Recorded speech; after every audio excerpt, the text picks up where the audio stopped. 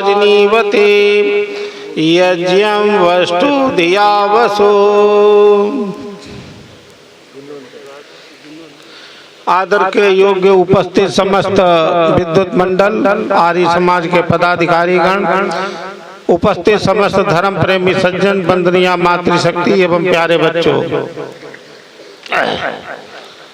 अभी बड़ी सुंदर चर्चा हम सबके विद्वानों के माध्यम से श्रवण कर रहे थे।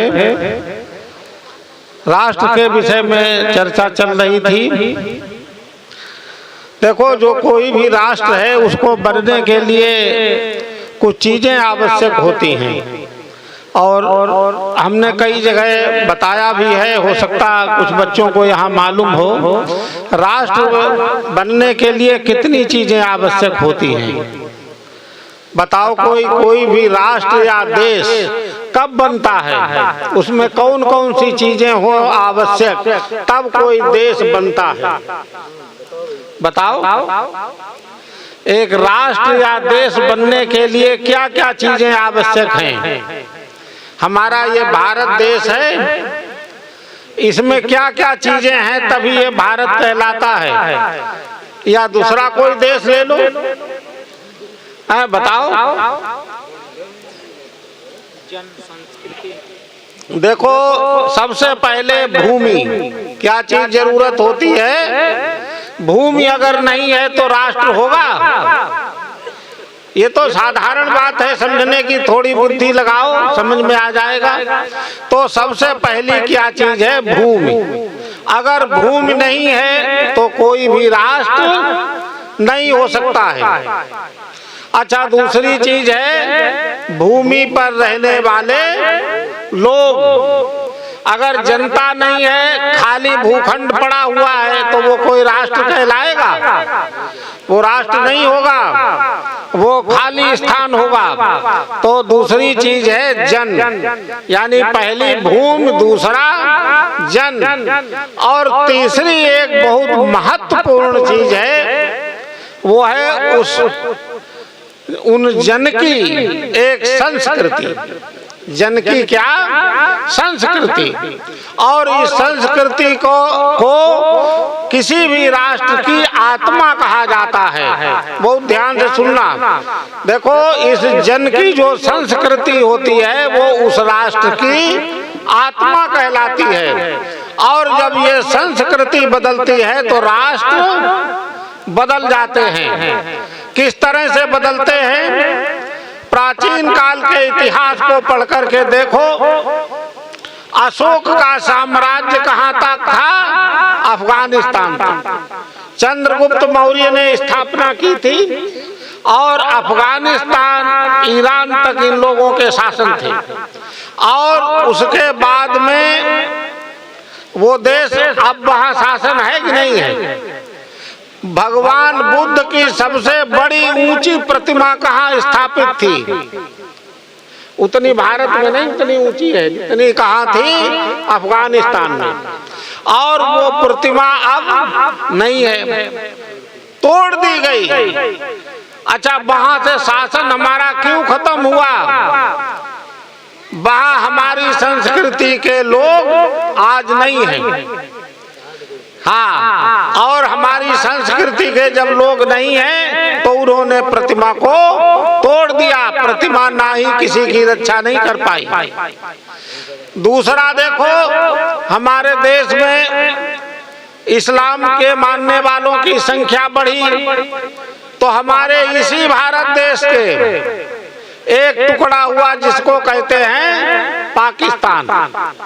और एक यही नहीं, एक और हुआ था जो पूर्वी पाकिस्तान कहलाता था। इंदिरा गांधी ने उसे सन 1970-71 में खत्म कर दिया था और वो बांग्लादेश के नाम से जाना जाता है। तो ये जो कैसे बने? क्योंकि इसमें हमारी संस्कृति को मानने वाले लोग नहीं रहे। तो हमारी अगर संस्कृति नहीं रहेगी तो हम बंटते चले जाएंगे और जो धर्मी हैं उनके हम लोग गुलाम हो जाएंगे। तो हमको अपनी संस्कृति को बढ़ाना है। हमें अपनी संस्कृति अगर हमारी घटती जाएगी तो हमारा देश बढ़ता चला जाएगा। तो इसलिए हमको बहुत जरूरी है कि हम अपनी संस्कृति को अपनाएं। और वो हमारी संस्कृति कौन सी है? वैदिक संस्कृति है। कौन सी संस्कृति है? वैदिक संस्कृति है। और हम लोग क्या हैं? बताओ, हम लोग प्राचीन काल से क्या हैं?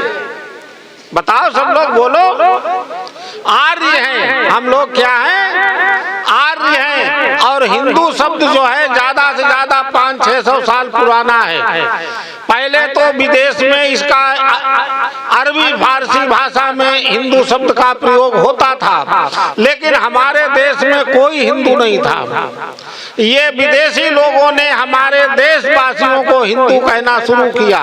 और हिंदू का नाम अच्छा, उसका अर्थ अच्छा नहीं था। वो बड़ी घृणा की दृष्टि से हिंदू शब्द को देखते थे।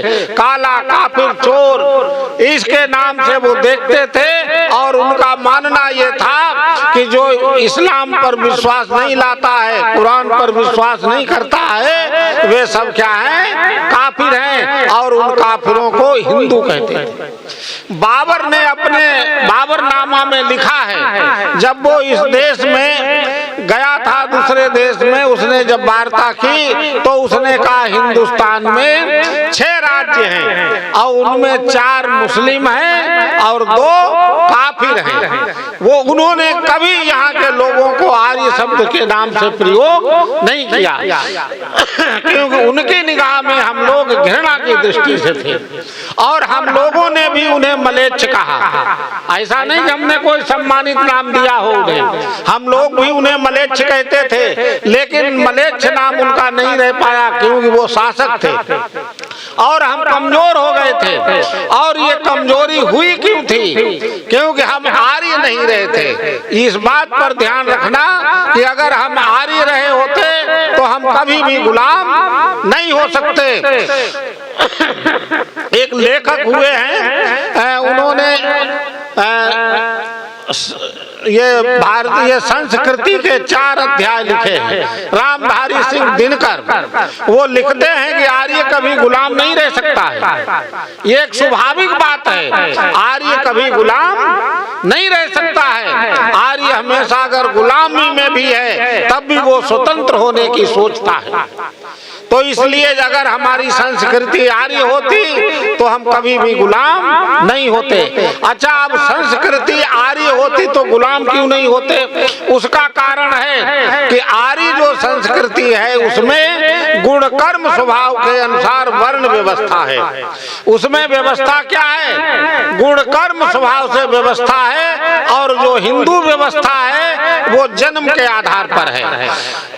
एक व्यक्ति जन्म से बिल्कुल मूर्ख है, लेकिन ऐसे परिवार में पैदा हो गया जो ब्राह्मण कहलाता या ठाकुर कहलाता या वैश्य कहलाता है, तो उसका केवल जन्म के आधार पर ही उसका सम्मान होता है। और एक व्यक्ति कितना भी विद्वान हो जाए, कितना भी बलवान हो जाए, लेकिन उसको वो सम्मान नहीं मिल पाता है। तो जब तक हम इस आर्य संस्कृति को समाज में स्थापित नहीं कर लेते हैं, ऊंच नीच छुआछूत समाज से जाने वाली नहीं है। आज जो लोग कहते हैं कि इसको हिंदू राष्ट्र बनाओ, हिंदू राष्ट्र अगर बनेगा तो वही ऊंच नीच छुआछूत जात पात ये बनी रहेगी समाज में। और ये अगर समाज में बनी रहेगी तो हम एक नहीं हो पाएंगे। तो इसलिए हमको गुण कर्म स्वभाव के अनुसार से वर्ण व्यवस्था को यहाँ पर लागू करना है। और इसका पहले भी यही था, पहले ब्राह्मण का बच्चा ब्राह्मण नहीं होता था। अच्छा, आप बताओ, एक डॉक्टर है, डॉक्टर का बच्चा बिना पढ़े लिखे डॉक्टर हो जाएगा? बताओ, तुम लोग बताओ ना। अगर कोई डॉक्टर है, उसका बच्चा अगर पढ़ाई लिखाई नहीं डॉक्टरी करता है तो डॉक्टर बन जाएगा? नहीं बनेगा। मान लो डॉक्टर है, उसकी पत्नी भी डॉक्टर नहीं है, यानी माता पिता दोनों डॉक्टर नहीं है, तो उनका लड़का बन जाएगा कि नहीं? उनका लड़का भी डॉक्टर नहीं बनेगा, मास्टर का लड़का मास्टर नहीं बनेगा जब तक वो उस विद्या को प्राप्त नहीं करेगा। लेकिन यहाँ पर क्या है, एक पंडित का बच्चा पंडित हो जाता है तो वो किस लिए हो जाता है कि उसके घर में जन्म लिया। हमने देखा एक व्यक्ति 5 साल के बच्चे के पैर छू रहा था, तो हमने कहा इसके पैर 5 साल वाले के क्यों छू रहे, तुम तो 40-50 साल की उम्र वाले लगते हो। तो कहने लगा नहीं ये पंडित जी का बच्चा है। तो हमने कहा जब ये पंडित जी का बच्चा पंडित कैसे हो गया भाई, ये तो वर्ण व्यवस्था है। वर्ण व्यवस्था तो जब बनती है ब्राह्मण क्षत्रिय वैश्य तब बनता है जब वो विद्या को प्राप्त कर लेता है। वो कम से कम बचपन से लेकर के 25 साल की अवस्था तक जब विद्या अध्ययन करता है, वेद का पठन पाठन करता है, यज्ञ करता, यज्ञ कराता, दान देता, दान लेता, जो उसके 6 कर्म शास्त्रों में लिखे हैं, तब वो ब्राह्मण बनता है। और ये 5 साल वाला कैसे ब्राह्मण बन गया? तो लेकिन लोग समाज में उसको मान्यता देते हैं और इसको खत्म भी नहीं कर रहे। इसको एकदम हम लोगों को बहिष्कार करना चाहिए कि कोई भी बिना गुण कर्म स्वभाव के कोई भी ब्राह्मण नहीं बनेगा, ना कोई क्षत्रिय बनेगा, ना कोई वैश्य बनेगा। आज तमाम लोग हैं, किसी भी जन्म कहीं भी जिनका जन्म हुआ हो, किसी को जन्म के आधार पर ऊंच नीच नहीं मानना चाहिए। अगर जन्म के आधार पर ऊंच नीच रहेगी तो कभी भी हमारा देश एक सूत्र में नहीं बंध पाएगा।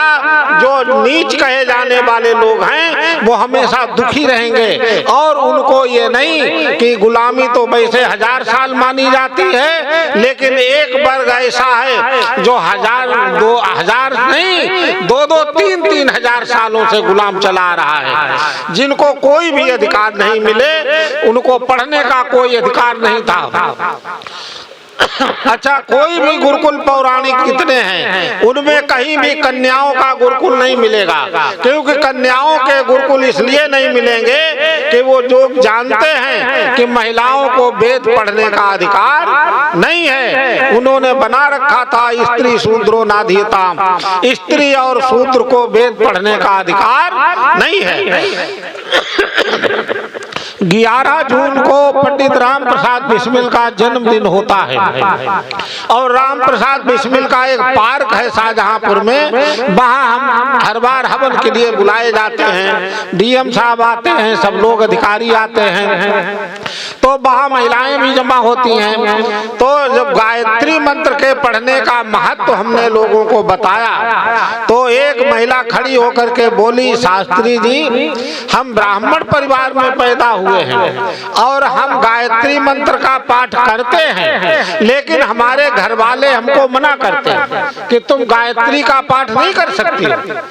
तो ये आप बताओ कि हमें करना चाहिए कि नहीं करना चाहिए? तो हमने कहा नहीं, तुम्हें गायत्री का पाठ जरूर करना चाहिए, क्यों वेद जो है वो स्वयं आदेश देता है कि इसको प्रत्येक व्यक्ति को बिना किसी भेदभाव के पढ़ने का अधिकार है। इस देश की गुलामी का बीज उसी दिन बो गया था जिस दिन ये कहा गया था स्त्री शूद्रो नाधीयताम, स्त्री और शूद्र को वेद पढ़ने का अधिकार नहीं है। 2-2.5 हजार साल के अंदर एक वर्ग ऐसा बन गया जिसमें तमाम अनपढ़ थे। अगर आपको 3-4 पीढ़ी तक रोक दिया जाए, पढ़ने ना दिया जाए, तो आपके यहाँ कोई वकील पैदा होगा, डॉक्टर पैदा होगा, कोई मास्टर पैदा होगा? नहीं होगा। इसलिए ये पढ़ाई के लिए जो लोग रोकते हैं, समझ लो वो देश के सबसे बड़े दुश्मन हैं, जिन्होंने शिक्षा के लिए लोगों को रोका और शिक्षा के लिए जिन्होंने कार्य किया वो सावित्रीबाई फुले, ज्योतिबा फुले, महर्षि स्वामी दयानंद, जिन्होंने सबकी शिक्षा के लिए गुरुकुल खोले, विद्यालय खोले, कॉलेज खोले और सबकी शिक्षा की व्यवस्था की। और आज सरकार ये जो वर्तमान में है ये कहती है कि 27,000 स्कूल जो बंद करने जा रही है, तो कैसे कल्याण होगा? तो हमको विचार करना पड़ेगा कि हम शिक्षित हों, आगे बढ़ें और सब लोग मिलकर के काम करें और जन्म के आधार पर छुआछूत ऊंच नीच को बिल्कुल बंद करें, तभी हमारा देश एक होगा और हम जब पढ़े लिखे लोग होंगे तभी आगे बढ़ पाएंगे। ओम शम।